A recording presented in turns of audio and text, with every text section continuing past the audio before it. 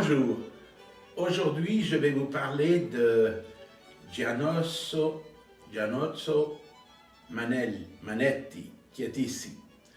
Ce fils de marchand est un humaniste toscan très intéressant de la période de la République de Florence, c'est-à-dire avant qu'il soit expulsé vers Rome par les Médicis.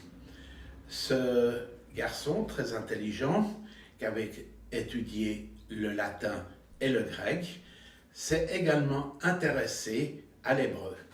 Et c'est en rencontrant des gens de son quartier, puisqu'il était à Florence du Borgo Sanfrediano, c'est-à-dire une partie un peu pauvre de la ville. C'est là qu'il a rencontré des Juifs qui étaient des gens qui travaillaient dans l'orfèvrerie et le cuir, et leur a demandé de lui enseigner l'hébreu.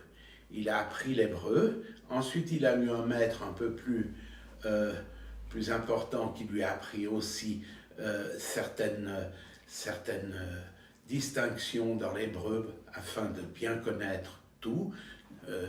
Grâce à cela, il a même pu traduire, en tout cas déjà lire la Bible en hébreu, et il l'a partiellement traduite, expliquant ainsi au Vatican que la Bible était mal traduite, ce qui lui a naturellement valu beaucoup d'ennemis. Donc voilà ce monsieur Manetti dont je vous parle, qui, après avoir eu des ennuis avec les Médicis, s'est d'abord rendu à Rome, où il a été inclus au secrétariat du Vatican, et où il a travaillé.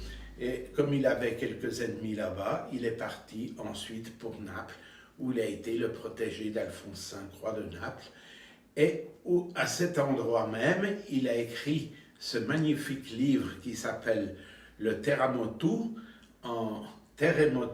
en latin, et le tremblement de terre en français, un ouvrage très intéressant qui relate tous les tremblements de terre connus à cette époque, et qui relate aussi un tremblement de terre qui a eu lieu dans la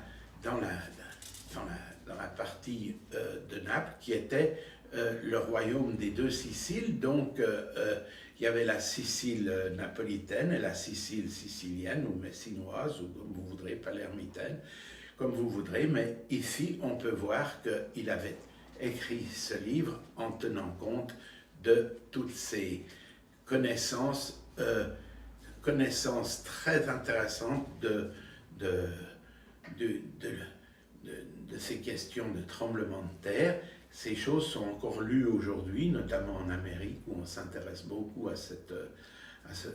surtout à Chicago. Ils ont, à l'université, repris entièrement ce texte pour bien l'expliquer. Ce qu'il faut aussi dire, c'est que à l'époque, tout était écrit en latin, bien que lui-même parlait plusieurs langues. Je reviens maintenant sur Manetti à Florence, pour vous montrer. Donc ici vous avez une petite carte qui vous montre le Borgo Sanfrediano, c'est-à-dire que sur cette carte vous pouvez voir qu'il y a ici l'église Santa Maria delle Carmine, où se trouve notre fameuse chapelle Brancacci, ce qui fait que son palais à ce monsieur se situait très proche de cet endroit, et c'est le côté populaire de Florence. Ici vous avez l'Ungarno, donc l'Arno c'est la rivière qui est ici, et ici vous avez l'Oltrarno, c'est-à-dire l'autre côté de l'Arno, et c'était la partie pauvre. Bien que à la fin, grâce après avec Médicis, il va aussi venir s'implanter sur cette rive, mais c'est quand même la rive pauvre de l'époque, et c'est là qu'il a connu ces gens juifs qui tenaient des boutiques et qui étaient aussi des médecins très appréciés, qui étaient une classe de la population qui était entièrement intégrée dans la vie dans la vie de la démocratie de la Florence, de l'époque, avant qu'elle devienne un duché. Voilà ici une vue difficile à prendre, mais enfin qui nous montre quand même le palais de Manetti, donc sur 3 étages, parce qu'il y en a encore un qu'on ne voit pas. Et puis dans ce quartier qui est quand même aussi très animé, où les gens aiment aller, se promener, voilà par exemple une fontaine qui est à l'angle d'un immeuble. Vous voyez ici il y a un petit frutta legumi, un marchand de fruits et légumes. Ici vous avez cette vasque avec la fontaine. Ici un vélo et puis naturellement un graffiti, ce qui montre qu'on est dans une ville tout à fait normale et sympathique. Voilà une autre rue de ce Borgo Sanfrediano avec un marchand de cuir, vous voyez, d'objets en cuir, vous voyez, comme ça se faisait déjà à l'époque. Et ces petites rues qui vont depuis la Porta Romana, c'est-à-dire ce qui donne sur l'extérieur de la ville, jusque vers le Ponte Vecchio, qui est un peu le centre de tout cela. Voilà la fameuse porte romaine où on rentre dans ce quartier, donc tout ceci étant à l'extérieur de la Florence historique. Naturellement, puisque finalement il était ami avec ces Juifs et que les Juifs avaient une importance à Florence, ils ont toujours eu beaucoup d'importance, on a pensé qu'il était de bon ton de vous montrer la magnifique synagogue de Florence, qui est peut-être une des plus belles synagogues de toute l'Europe.